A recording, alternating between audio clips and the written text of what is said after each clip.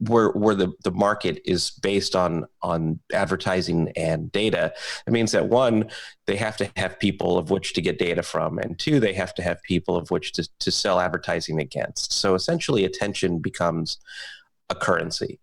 Hey, this is Mark Asquith, CEO and co-founder at Rebel Base Media, the UK podcasting experts. Maybe you're thinking to yourself, it's time that I started my own podcast, because as we know, podcasting is a wonderful way to build audience engagement, a wonderful way to interact and connect with your audience, and it's a wonderful way to build your business. Well, you can get started with your own podcast today for just £1 by checking out Captivate.fm, the world's only growth-oriented podcast hosting company, analytics platform, and distribution centre. Go and start podcasting today for just £1 at Captivate.fm.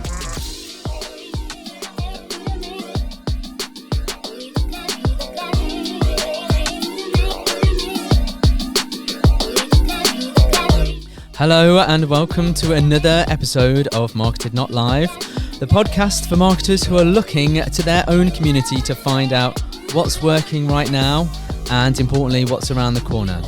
Now, in every episode, we'll bring you a guest to talk about a specific marketing topic, or, in this case, a very special episode that is more conceptual, frankly. And all of this is really meant to help you broaden your horizon, something that, doesn't happen often enough in marketing, in my opinion. So, like I say, if you're into something like social media, well, today you're going to learn about how you can change some of your habits and how you can become a bit more creativity. But by and large, on this show, we've got all sorts of great guests lined up, including speakers from this year's MarketEdLive, which of course takes place on Monday the 30th of September 2019 at Nottingham Contemporary. Really don't miss it. It'd be great if we had you there. So make sure you check out MarketEd.live online and get your hands on one of the limited numbers of free tickets that are left.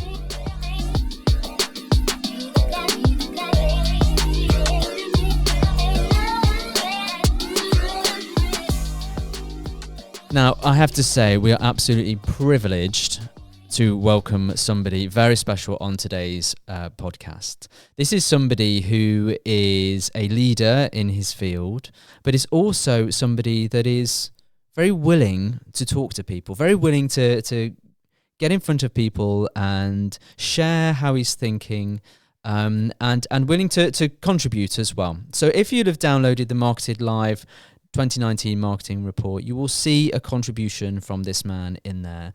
And I've got to tell you that when we asked for contributions to this report, we did fire off quite a lot of emails to people that we respected, people that we thought had expertise, people that we thought would really be able to add value to what you would read if you downloaded this report. And this man very quickly responded. Not everybody did. So, we like people who respond to these things, but very willing to contribute. And that's really what this episode is about today. Brian Solis is an award-winning author of 8 books, and he's a globally renowned speaker. I see him traveling the world on Instagram, speaking at all these events, serious events here. He's an anthropologist, essentially. He studies disruptive technology and its impact on business. But he also explores how technology affects and shapes behaviours, norms, and society. Now, through his recent work, he's looking at how disruptive trends help leaders understand how technology, markets, and people are evolving, and how they can thrive, drive change, and growth. I have to say, he is a bit of a legend, but please welcome Brian Solis. Well, I'm really happy to be here. Thanks for having me on the show. Oh, it's honestly, it is. The pleasure is all mine. We met in San Diego, didn't we? At Social Media Marketing World, but we'd had a few chats via email before then. How's it been going since San Diego? You've been pretty much everywhere. It seems like yesterday and then also a decade ago at the same time. It's been a whirlwind is probably the only way that I could describe it, because the book has really taken off, and it's inspired me to, and the book being Life Scale, my new book about how to live a more creative, productive, and happy life. And it's really inspired me to see the reactions that it's getting from the audience that I currently reach, to now do the work and extend its reach to the people who have no idea about my work, and hoping to grow the audience for the potential and promise of Life Scale. Well, a book's a brilliant way to do that, and what a book! And I want to talk about the book in a little while. But for those of anyone who doesn't know who you are, I mean, you've been a leading figure in the development of some of the technologies and the digital culture that we really find ourselves in now. How have you got to your current thinking? Yeah, for those who don't know my work, what's the best way to describe it? I study the impact of disruptive technology on business, markets, industries, and I write a lot of research in varying degrees, varying topics. So, for example, innovation, digital transformation, corporate culture, basically to help executives and decision makers understand what's happening and also what to do about it. I also study just technology in general, just to better understand it, and specifically disruptive. And the difference between technology and disruptive technology is that it's technology that does just that, has the potential to disrupt everyday behaviors, everyday customs, everyday markets. And it was ironic after 20 years of doing this to find myself disrupted by the very technologies that I had been studying, specifically smartphones, going back to the launch, actually before the launch of the iPhone, going back to the Palm and Trio phones and Kyocera, and then also social media. And that's sort of what led me to branch off for a spell in looking at then the effects of technology on us as human beings. Do you think that in today's society, given that we've been living with this technology for quite a while now, do you think that you were more susceptible to some of the distraction that you've described because of your involvement in the tech world? Certainly. I think I'm just susceptible as a human being. It's just that I had earlier access and greater access because of my role in this as an analyst and anthropologist.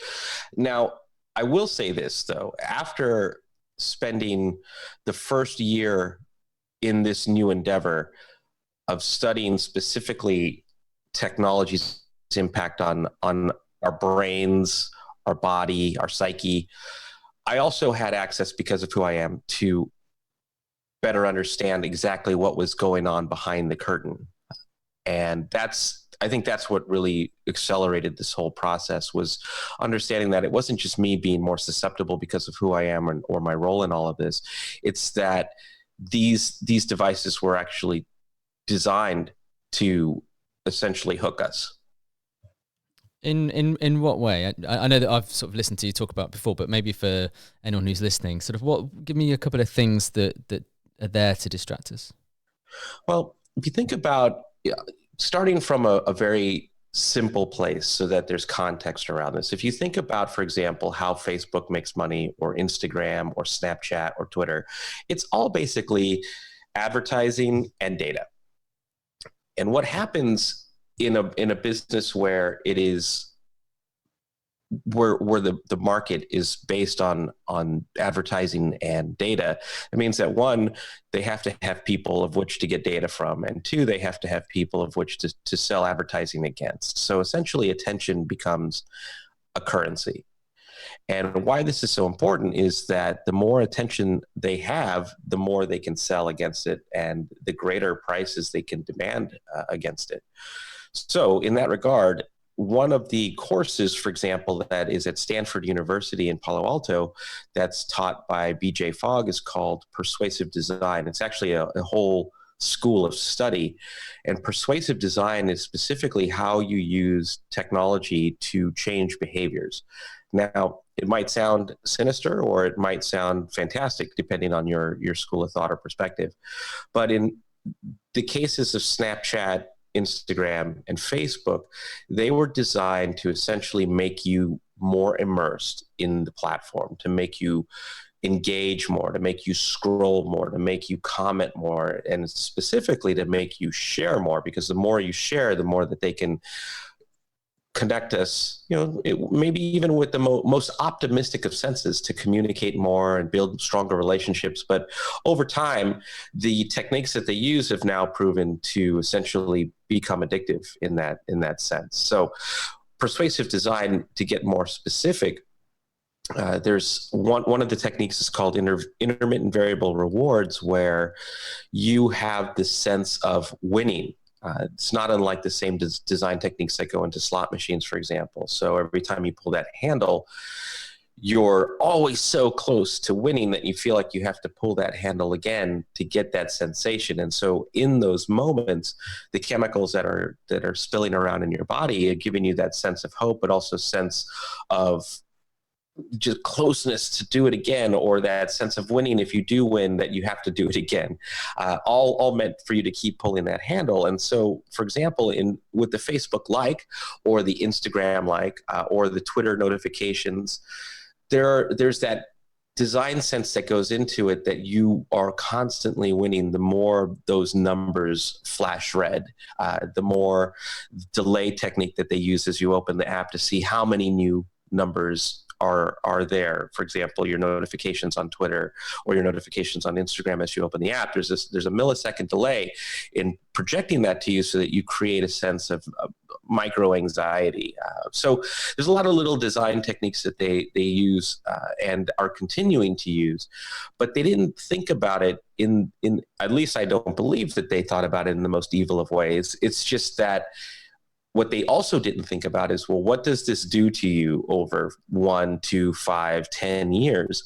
And now we're just starting to figure that out. That's really interesting, because I was going to ask you whether you felt that it was sort of insidious, and a lot of the negative press that I certainly see, it feels as though Mark Zuckerberg is this guy who really just wants to take over the world. And I'm interested in your take on that, because what you've just said makes me feel as though you don't believe that. I don't believe that. I do think that if we want to look at the realistic side, and I could be wrong here, but I'm just going to, after all of this research, I'll go out on a hunch and say that there was a point in this design strategy where someone said, this is not having the most healthy or productive of effects on users. And I'm pretty sure at that point, then the intention changed, because there had to have been a moment where this was realized. At the same time, when it comes to data and data breaches and third-party data investments to manipulate our perspectives and our attention and our thinking, I do know 100% that those conversations were had behind the scenes. Right. So it becomes less about design in that sense and more about what's possible it becomes more about data, right? Yes. So not that this is what the book tackles, but we do become susceptible, for example, to fake news or insular perspectives or cognitive biases, because the same techniques that go into that, whether it's a conspiracy theory or whether it's fake news, whether it's trolls or bots, the same techniques that go into that to make it believable and shareable are similar to that of persuasive design. That goes into the liking and the sharing and the overconsumption of content. So it sort of happened by accident, but now there are other actors that perhaps take advantage of that, right? Well, no, it's not by accident. Again, it's a school of thought. It's actively taught. It's a method of design that goes back into gaming. It's been practiced for many years. But I just chose to believe that at the beginning it wasn't designed to make you an addict. It just did. Okay, no, I get it. Well, no, that's interesting. So how has that made you change your behaviors and this realization of how this was distracting you? How's it made you change your behaviors, and what do you do now that perhaps you didn't do back then? Well, I think what I ended up learning, because of the six different chemicals that are actively released in those moments that persuasive design sort of triggers, whether it's oxytocin or what have you, or dopamine. I mean, we constantly hear about one or the other all the time in all of these articles, but actually it's several different things, and your body becomes essentially sort of this blender. And we each sort of get affected differently, but also similarly. It's not unlike what happens if you essentially indulge in substance abuse, right? It's also a chemical thing. And that chemical thing happens for very emotional and psychological reasons. We choose to allow ourselves to do these things. We sort of, I know we could argue about whether it's choice or not, but there are real human reasons why we do this and why we don't stop this. And it only perpetuates the problem over time. So in that regard, the solution wasn't, I got to put my phone down, I have to delete apps, I have to stop using Facebook, because there are good sides to that engagement. There are good experiences that you could have. I believe once you're more mindful and intentional about how you use it, once you know what's happening, then that choice becomes stark. What are you going to do about it? And the book for me wasn't about bashing technology. The book for me was seeing the promise of all of this. I just had to fix a few things first, and those things were the unproductive and unhealthy use of social and smartphone and all of these games in my everyday life. So the book itself is essentially how to take control. It starts by revealing some incredible facts about what it's doing to you, what it's doing to us, how it's affecting our productivity at work and in our personal lives, how it's affecting things like not just anxiety, but self-esteem, how it triggers depression, how it affects our health. So once you know those things, then the rest of the book is essentially, I gave it the name Life Scale because I wanted it to become a journey. I wanted us to figure out ways to use technology, but also mindfulness and presence and intent to take control and then essentially life scale towards a more creative, a more productive future. And I found that the trigger for that actually was creativity, being more creative and practicing creativity in all of the things that we do, whether it's just in our everyday work or it's in sharing our life around us on these very platforms.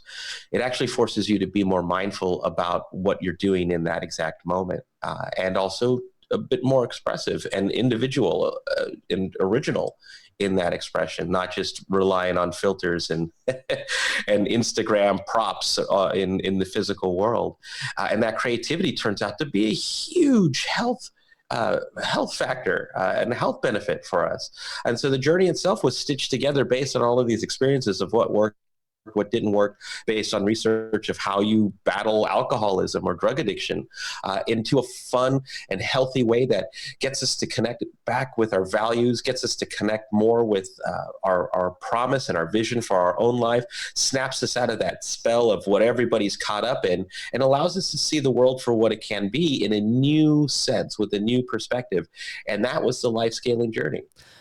I think that for me, having read it, the opportunity for more creativity is what did it for me. The idea that some of these systems and devices and things that we use may prevent us from being as creative as we could be, prevent us from maybe reaching our ultimate level of creativity, is the thing that sort of gave me that epiphany to say, okay, this is not necessarily about abandoning the technology. This is about, like you say, being more mindful about how we use it and taking maybe more conscious time out from it to, I don't know, recharge, rethink, consider. And what I really like about the book is that it is like a workbook, that there are exercises within it, there are opportunities to pause within the book and consider how you can adapt the ideas within it to one's own life. What made you want it to be like a workbook?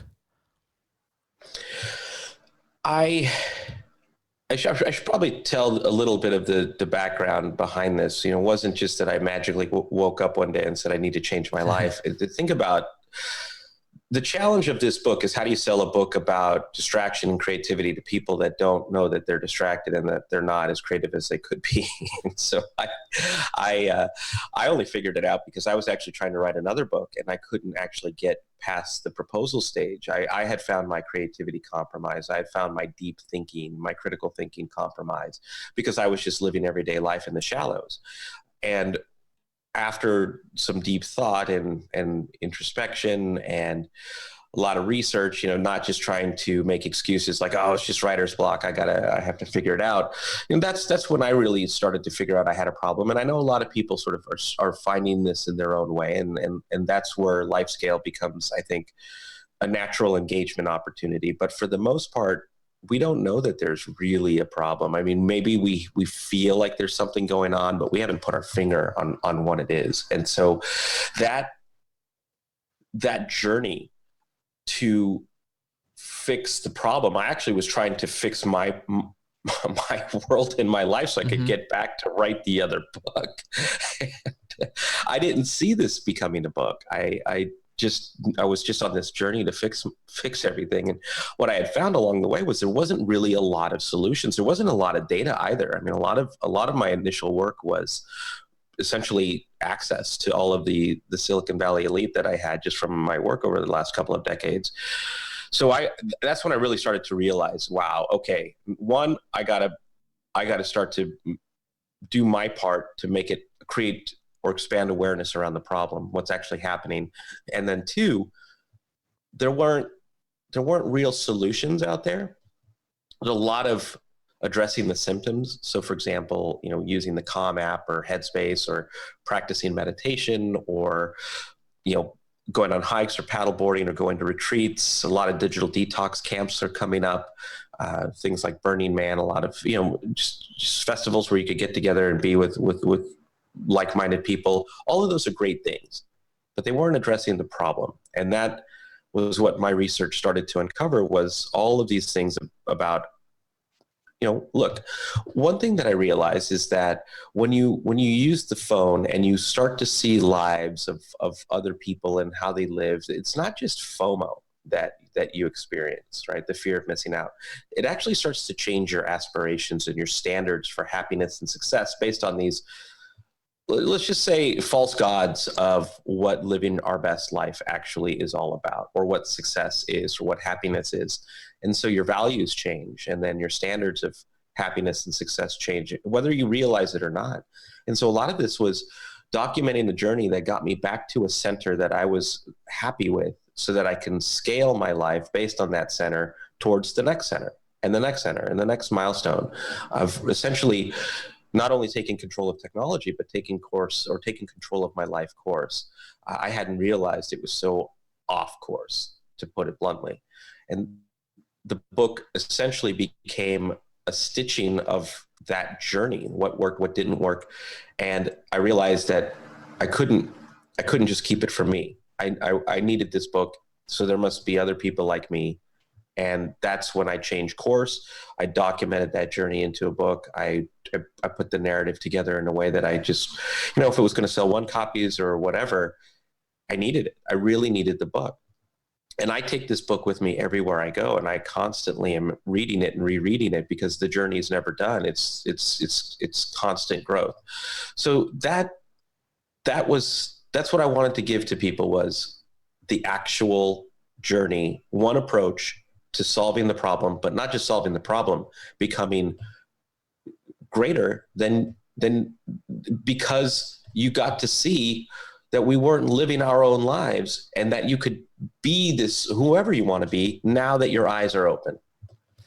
Do you know, I was going to ask you as well, like, do you still, participate in all the things that you did when you were learning and discovering through the book? But it sounds like you did. So this is absolutely a life-changing thing for you. It does read like that. When I read it, like I say, with the exercises and the things to think about, it is something that I think you can go back to again and again.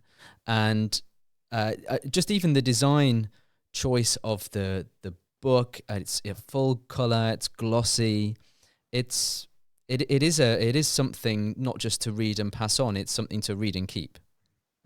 Oh yeah, well, thank you for that observation, and it's true. I when I finished the book, I was alive in a whole new way. My creativity, everything was just on fire. And in many ways, it's even grown since then. And I went back to take some of those persuasive design techniques and add a little bit of happiness and creativity to it, and use it in a very productive and positive way, so that the design of the book is actually meant to emulate the types of apps that we use every single day, and give you a much more just productive engagement with the book. It makes you want to turn the pages. It helps highlight the things that you can retain more, helps you go back to certain areas, helps you keep moving forward without actually thinking that, oh gosh, I'm trudging through a book, because it's actually very difficult to read a book once you've rewired your brain for a mobile device and shorter attention spans. And so I wanted everybody to feel fantastic while also promoting learning and retention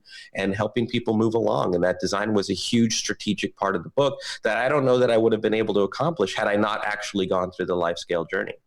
I think that's super interesting, because even things like I don't want to call them quotes, because they're a bit more than quotes, but there are certain sections in the book where there's sort of almost yellow sticky notes or little notes scribbled on, where it's got a passage, and it's ironic, I think, that that's the sort of things that we see on Instagram, things to inspire your life. And so it feels very much part of that. Someone who feels as though they're ready to make a change, and maybe they don't know what it is, would certainly be able to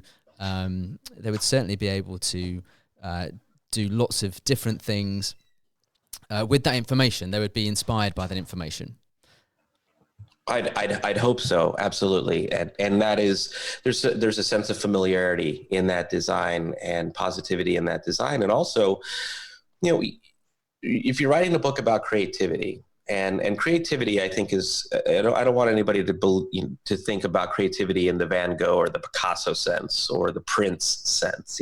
There's big C, capital C creativity, and there's also little c creativity, right? The everyday things that you use, and thoughtfulness and the mindfulness and the presence of how you're approaching something or writing something or saying something or expressing something, and that is so healthy as well. And so I thought, well, if you're gonna write a book about creativity, then the book obviously has to be creative. But not only that, the design intent, and I'm sure you've seen this, or maybe you'll see it differently now, is actually meant to emulate an artist's sketchbook, and so to kind of help you feel like you're the creative person as you read the book itself. Who would you say that this book is for? Then are we talking anybody that feels as though they've got an issue with their digital life, or are you trying to reach the more creative types in particular?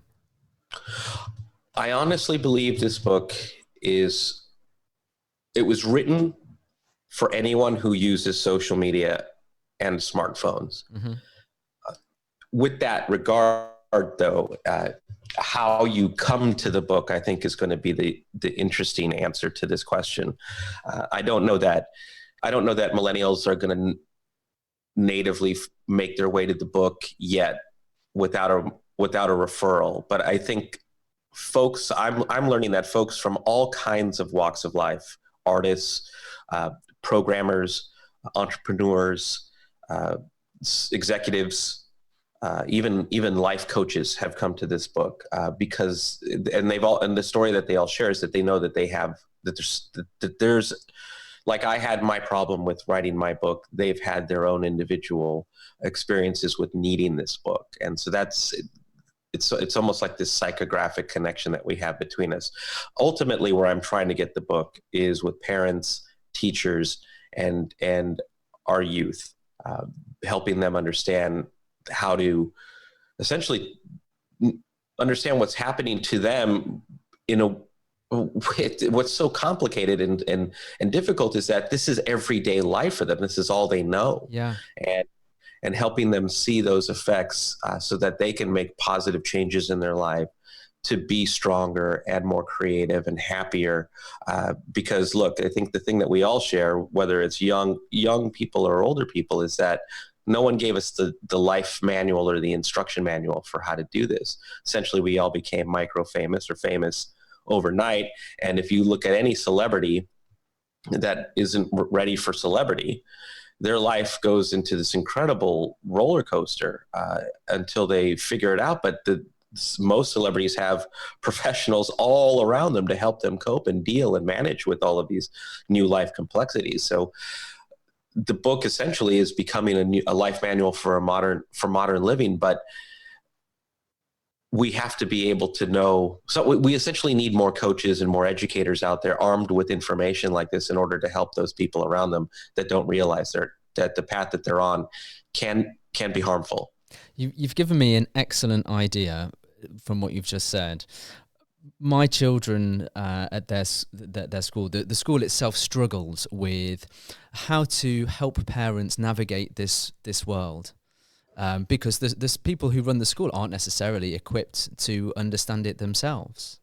So I'm thinking I'll put this book as suggested reading for the staff, because that's given me some real ideas about, like you say, if it's used as a life manual, if it's used as some place where, I don't know, a person who doesn't feel like they understand can go and read and understand it a bit better, then they're more equipped to talk about it. And like you say, if they can pass it maybe to somebody else, that's a great way for them to get in front of the book.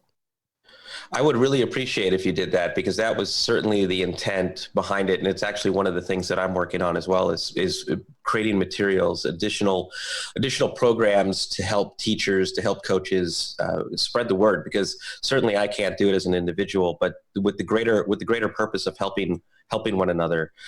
This is hopefully ideally suited to help. At MarketEdLive, we're going to get some of these books and we're going to get it out to people, because I do feel, having read the book, that this is a book that people need to read. There are many books out there. I've got a whole list which I give people. This is definitely on there, Brian. I wonder, what's the reaction been from your contemporaries, people in the tech space? That's a good question.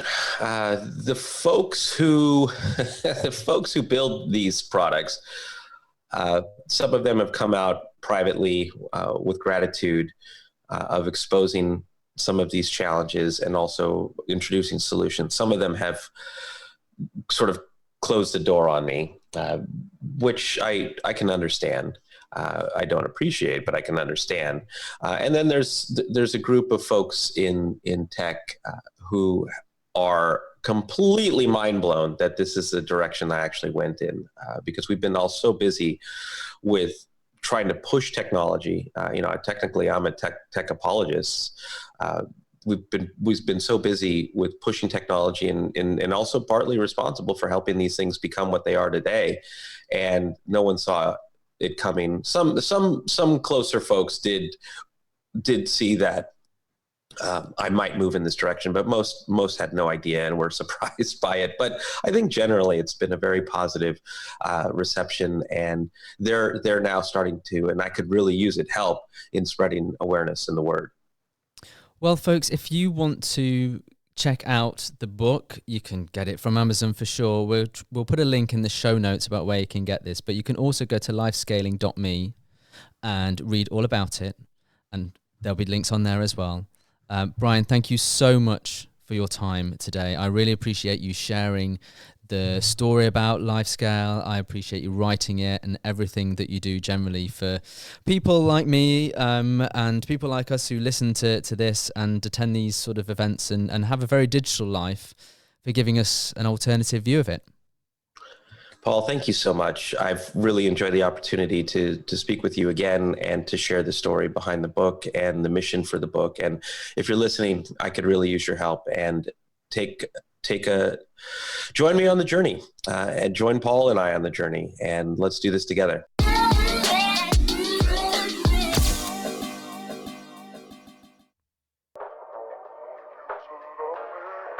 Wow.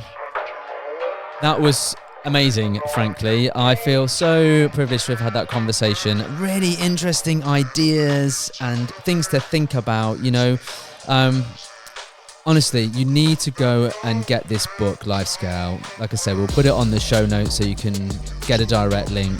We'll bring it to MarketEdLive so you can pick it up there. It is worth a read because we're so consumed in our busy lives, particularly those of us who do things digitally, that it's worth taking some time out to question what it is that we're doing. So that's all for this episode of Marketed Not Live. If you've enjoyed today's show, please leave us a review on the podcast platform of your choice and help spread the word about this and about Marketed Live 2019 in general. Remember, on the 30th of September 2019. Our event really does bring together experts from all marketing disciplines. So, if marketing's your thing, you really, really need to be with us in Nottingham on the 30th of September and share a lot of these things that we're talking about today as well in person. So visit marketed.live for all the info on speakers, travel options, accommodation, read the blog posts from your fellow attendees and speakers, and share that love. Thanks very much. We'll see you next time.